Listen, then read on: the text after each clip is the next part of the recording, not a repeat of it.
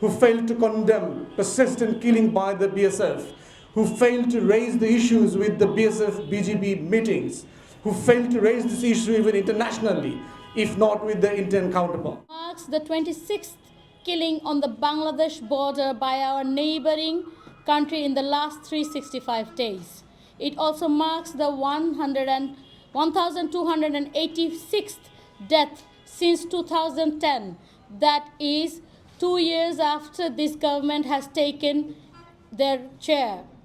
We are deeply saddened and angered by our state's inaction and by our neighboring states' overreaching encroachment in our independent land and border. Through multiple bilateral meetings and flag meetings, India has reiterated their commitment to bring casualty at the border to zero. However, we have seen that despite calling themselves our closest ally, Indian border security forces applies a shoot-at-sight policy for the India-Bangladesh border. And to reiterate, our killings since 2010 at the border is 1,286, which is 1,285 more dead bodies than the Nepalese-Indian border. So we urge our citizens and the state to uphold a more strict foreign policy so that these border killings are downwards to zero, and for Indian counterparts to stop their shoot-at-sight policy. Now I will hand over the mic to my colleague, Barrister Asaduzzaman Fuad, for us to enlighten on this subject. Thank you. At the international community, our development partners, diplomats.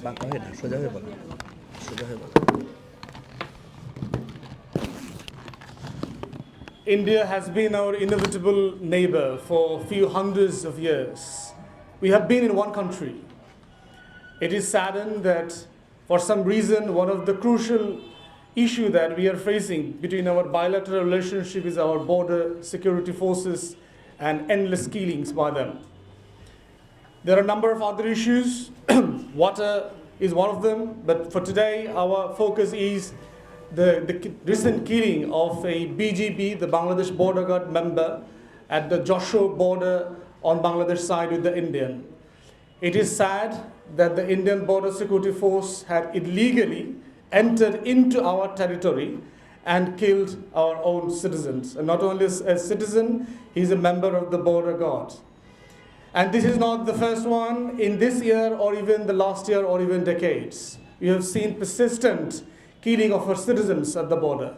There have been many, many requests for the Indians and the Indian administration to abide by the international law and the conventions of the cross-border security. Many of the human rights organizations across the world had persistently called upon the Indian governments to issue policies that would ensure anyone illegally crossing the border should be brought to justice, not necessarily he or she has to be killed.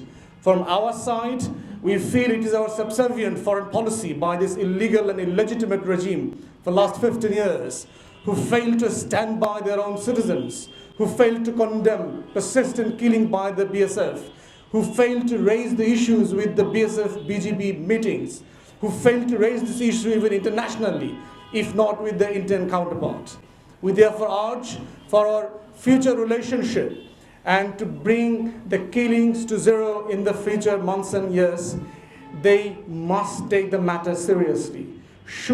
Sight and shoot policy must be stopped. There must be no arms carried between the 10 to 30 kilometers from both sides of the border.